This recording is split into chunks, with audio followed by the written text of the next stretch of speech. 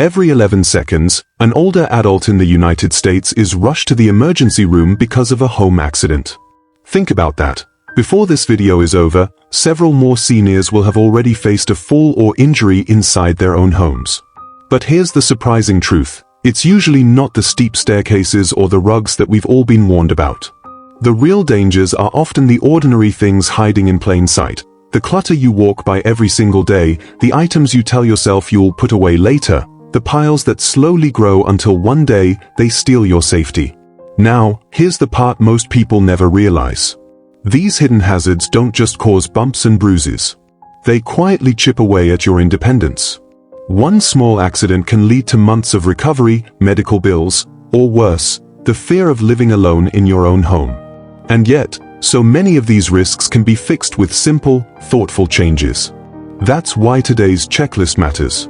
You're not just going to hear about tidying up or moving a rug, you'll discover the unexpected safety traps seniors face after 60, and how to clear them out before they become a crisis. These are the fixes that give you back freedom, confidence, and peace of mind. So, if staying safe and independent after 60 matters to you, hit that like button and subscribe to Wise Aging Seniors right now. Because what you're about to learn could protect not just your home, but your future. Alvoria Trent is 72 years old, a retired postmaster living in the wide-open deserts of Arizona. To anyone who visited her home, it looked perfectly safe. A single-story ranch, no steep staircases, no slippery basement steps, no towering shelves that could topple over. Friends often said, "You're lucky, Alvoria. At least you don't have to worry about all the usual risks." And she believed them. She truly thought her home was low risk. But one late evening, as a smoke alarm blared through her quiet house, she realized how wrong she had been. Alvoria rushed to the back door, the closest exit to where she was standing, only to find it completely blocked. Boxes she had stacked for recycling, boxes she had been meaning to deal with later, were wedged in the doorway. In that moment of panic, she discovered a truth no one had ever warned her about. Her biggest danger wasn't her age, her slower reaction time, or her weaker bones. It was her stuff. The clutter she didn't take seriously had turned into a trap. That false alarm was a blessing in disguise. Nothing was actually on fire, but it exposed what could have been deadly. And the lesson wasn't just for Alvoria. It's for every senior who assumes their home is safe enough. Because often, it's not the obvious threats that cause the most harm. It's the little things we overlook every single day. So let me ask you, could you exit your home in 30 seconds if you really needed to? If a fire started in the kitchen tonight, would you have a clear path out, or would you trip over something blocking the way? Could a paramedic reach you quickly without stumbling through piles, cords, or crowded furniture? If you woke up at midnight needing urgent medication, could you find it without fumbling in the dark? These aren't small details. They are life or death questions. That's why this safety checklist is so important. It isn't about giving up your independence, it's about protecting it. It's about organizing your home in ways that give you peace of mind, freedom, and the confidence to keep living life on your terms. You deserve a home that supports you, not one that endangers you. And here's the part you don't want to miss. When we get to number 7, you'll hear the safety mistake almost no one thinks about, but every paramedic wishes you knew. It's the one tip that could make all the difference if help ever had to come to your door. Stay with me, because once you hear it, you'll never look at your home the same way again. Checklist Item 1. Declutter the escape routes. When most people think of home safety, they picture staircases, slippery bathrooms, or maybe even kitchen fires. But one of the most overlooked dangers for seniors is something far simpler: blocked exits. The truth is, in an emergency, every second counts. And yet, in countless homes across America, the very doors meant to provide an escape route are often partially blocked by a pair of shoes kicked off near the entrance, a recycling bin waiting to be emptied, a stack of delivery boxes, or a piece of furniture that seemed harmless when placed there years ago. For Alvoria, that reality hit hard the night her smoke alarm went off. She didn't smell smoke, but her training as a former postmaster kicked in. She knew alarms aren't to be ignored. She headed toward her back door, only to freeze in shock. The way out was clogged with cardboard boxes, plastic containers, and old newspapers she had planned to recycle. She thought she'd get around to it later. But in that moment of panic, those boxes weren't just clutter. They were a barrier standing between her and safety. If that had been a real fire, those few seconds of delay could have made all the difference. Here's the hidden danger. Clutter doesn't feel like clutter until you need the space it occupies. Those shoes by the front door may not seem like much when you walk past them slowly in daylight. But try moving quickly in the dark, with adrenaline rushing, and suddenly those same shoes can trip you. That narrow pathway you've learned to squeeze through every day might not matter now, but in an emergency, it could slow you down or even trap you. That's why one of the simplest yet most powerful steps you can take is to clear your escape routes. Every door in your home, front, back, garage, and even sliding patio doors, should have at least 3 feet of clear, unobstructed space. Nothing should be piled in front of them, not even temporary items you plan to deal with later. Think of these pathways as lifelines, not storage spots. It's not about making your home look bare or impersonal. It's about making sure you have safe, reliable access to freedom when it matters most. Imagine the peace of mind you'll feel knowing that if something happens in the middle of the night, you don't have to worry about tripping, fumbling, or being trapped. Your home should protect you, not turn against you. So let me ask you directly, be honest, what's sitting near your doors right now? Is it a pile of shoes? A walker or cane you don't use anymore? Maybe a stack of boxes waiting for later? Drop your answer in the comments below. You might be surprised how many people are facing the exact same challenge. And remember, clearing your exits isn't just decluttering. It's giving yourself the gift of safety, independence, and time when you might need it most. Checklist item 2. Move digital and tech clutter to safe zones. A generation ago, home safety for seniors didn't include technology. Phones were mounted on the wall, cords stayed in one place, and there wasn't a tablet, charger, or Wi-Fi hub in sight. But today, technology is everywhere in our homes, especially for older adults who now rely on smartphones, voice assistants, video calls, health apps, and smart devices to stay connected and independent. While these tools are life-changing, they've also introduced a brand new kind of hazard, digital clutter. Think about how many cords are running across your floors right now. A phone charger snaked from the wall to a nightstand. A tablet cord stretched across the living room because the outlet is on the opposite wall. Alexa hubs sitting on kitchen counters with cords dangling just low enough to catch a hand, hip, or cane. And Wi-Fi routers that seem to demand the most inconvenient spots possible, leaving cords trailing like traps you don't notice until it's too late. For Alvoria, that reality became painfully clear one night. Her cell phone rang after dark, and she hurried to answer. But the charger cable she had draped across the floor snagged her foot mid-step. She stumbled, barely caught herself on the side of her recliner, and ended up with a badly bruised hip. It wasn't a fall that sent her to the hospital, but it was a terrifying reminder of how a tiny piece of tech clutter could nearly steal her balance. She laughed about it afterward, saying, "It wasn't even the fire alarm this time, it was my phone cord that almost took me out." But behind that laugh was a quiet realization. Digital clutter is every bit as dangerous as a loose rug. So how do you fix it? The answer isn't to abandon technology. In fact, for seniors, these tools are more important than ever for safety, connection, and independence. The key is to move your tech clutter into safe zones. Designate one spot in your home, a tech corner, where phones, tablets, and devices are always charged. Use cord covers or cord organizers to prevent wires from crossing your walkways. If possible, switch to wireless chargers or surge-protected charging stations that keep everything neat in one place. This small shift eliminates the spaghetti mess of wires scattered throughout the house and keeps your walkways safe without sacrificing convenience. Think of it as creating a home charging station instead of letting technology take over your space. And when you corral those cords, you're not just protecting yourself, you're protecting your grandchildren, visitors, and even first responders who might need to move quickly through your home. Technology should make life easier, not riskier. And the truth is, these new hazards are catching more seniors than ever, often the ones who think, "It's just one little cord, I'll step around it." That's what Alvoria thought too, until that one cord nearly sent her crashing to the ground. And here's where it gets even more interesting, because the next checklist item isn't about what you trip on at all. It's about what your eyes can't see. And that hidden danger? It's quietly causing accidents in senior homes across the country. Stay with me, because once you hear it, you'll start looking at your own home in an entirely new way. Checklist item 3, organize vision zones. Here's a hidden truth many seniors don't realize. The danger in your home isn't always about what's physically on the floor, it's about what your eyes can no longer detect. As we age, our vision changes in subtle but powerful ways.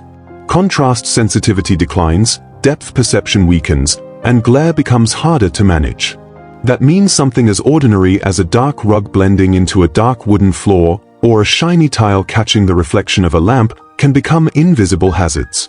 What once looked perfectly fine at 40 or 50 can suddenly be a tripping trap at 70. Take Alvoria as an example. After her near miss with the back door and the phone cord, she started looking at her home differently. And one thing stood out right away, her glass coffee table. She loved it, sleek, modern, and easy to wipe clean.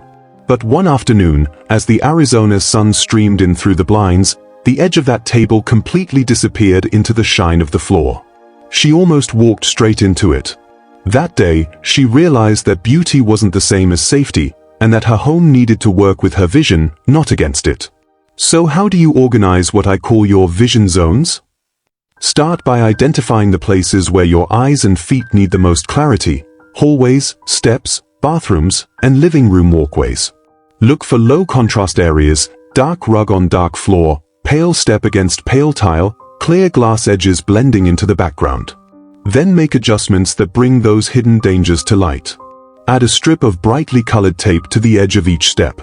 Replace that dark rug with something lighter that stands out.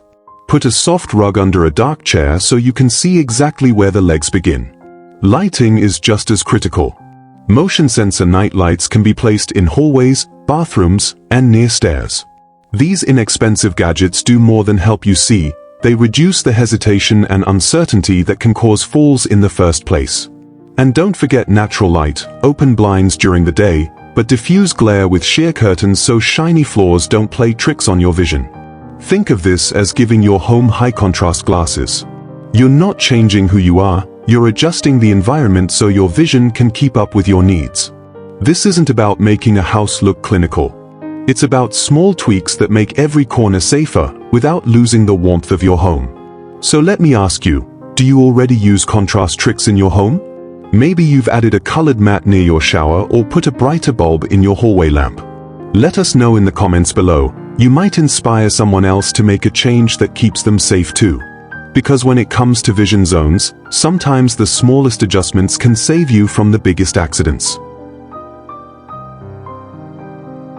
Checklist item 4. Declutter paper traps and create a command center. When most people hear the word clutter, they picture dusty boxes in the garage or extra chairs crowding a hallway. But one of the most dangerous forms of clutter for seniors isn't furniture or knickknacks, it's paper. Yes, paper. Those piles of mail on the counter, the old bills stacked on a desk, the envelopes you meant to get to later, even expired credit cards tossed into drawers. Paper clutter doesn't just make your home look messy. It creates stress, confusion, and a quiet but very real risk to both your health and your finances. Alvoria learned this the hard way. For years, she let mail pile up on her kitchen counter. Catalogs, donation requests, insurance letters, and bank statements all mixed together in a growing mountain. She told herself she'd sort it one of these weekends. Then came a Medicare renewal notice buried deep in the stack. By the time she saw it, the deadline was dangerously close, and she had to scramble to submit her paperwork on time. She made it, but the panic shook her.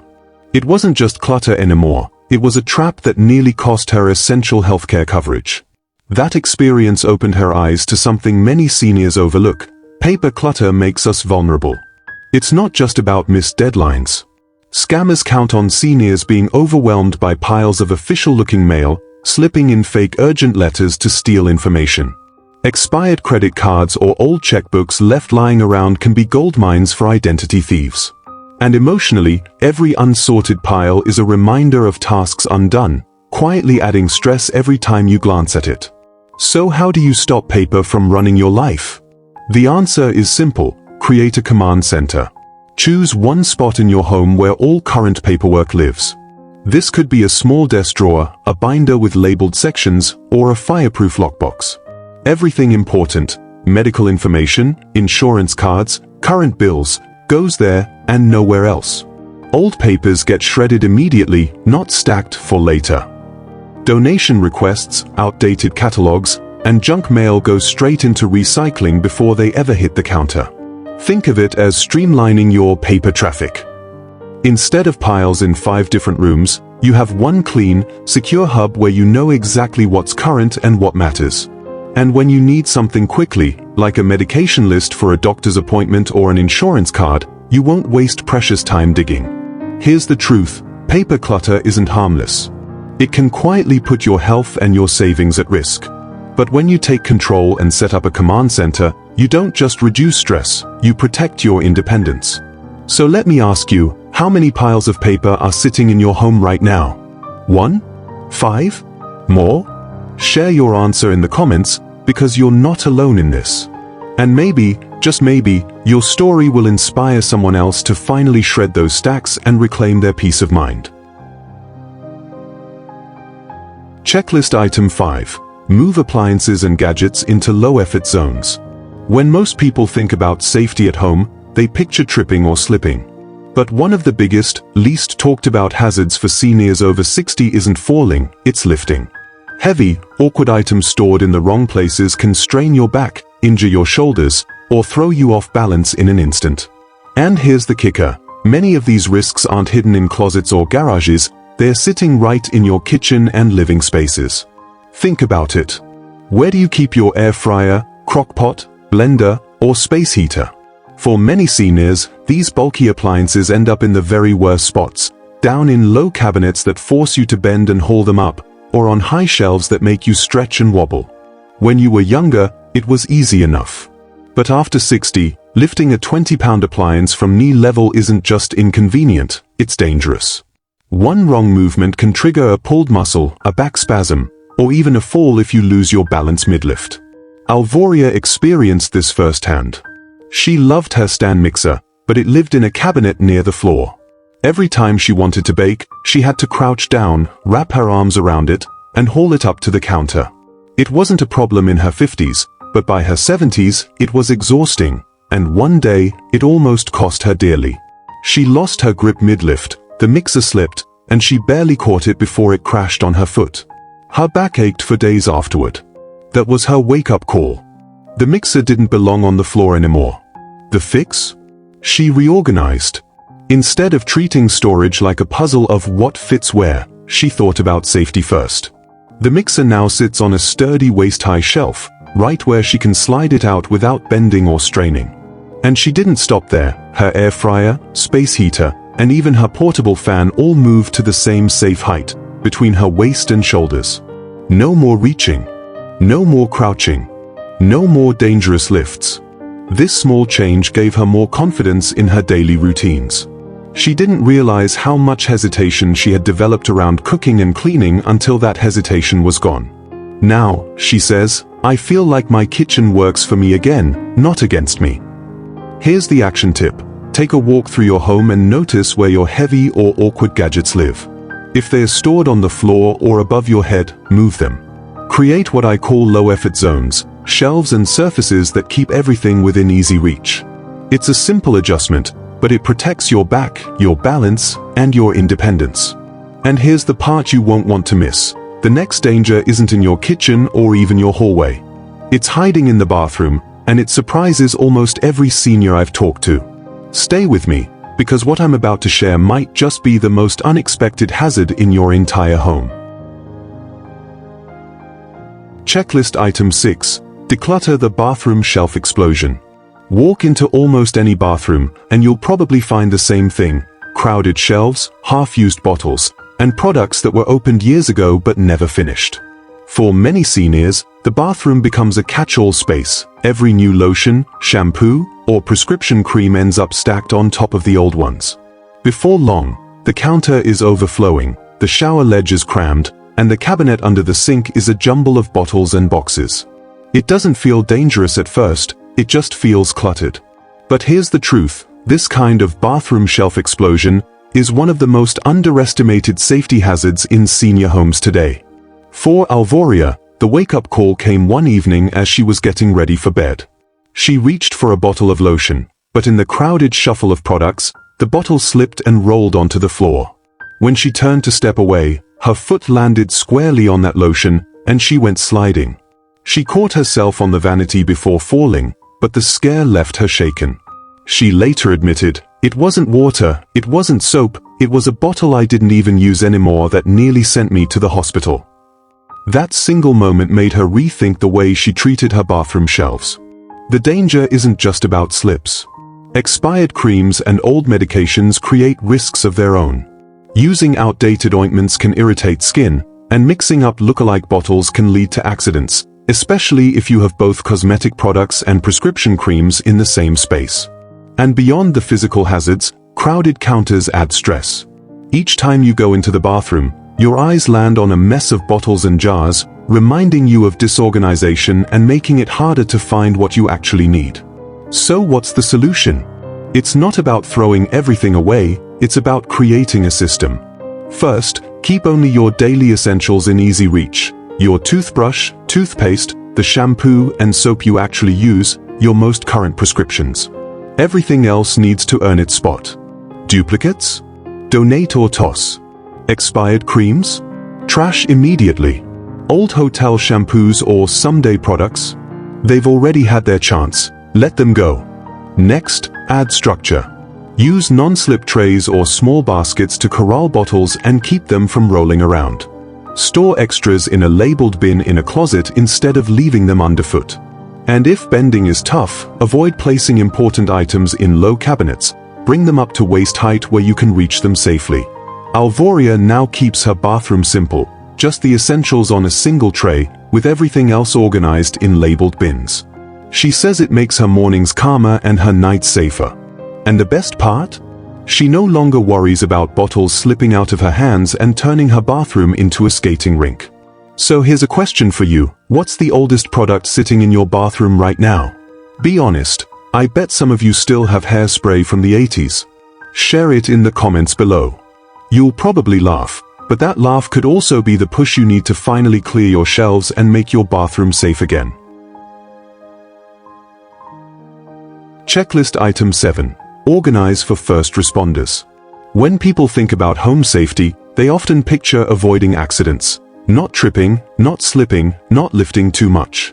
But here's a safety angle very few seniors consider. What happens if someone else has to save you? Imagine a fire, a fall, or a medical emergency where every second matters. Paramedics rush into your home, but instead of reaching you quickly, they're slowed down by furniture blocking the path, stacks of boxes in the hallway, or piles of belongings near the bedroom door. In a crisis, clutter doesn't just inconvenience you, it can delay the very people trying to keep you alive. Alvoria had a powerful moment of realization after a friend of hers suffered a stroke. The paramedics arrived at her friend's home within minutes, but they struggled to get the stretcher through the front door.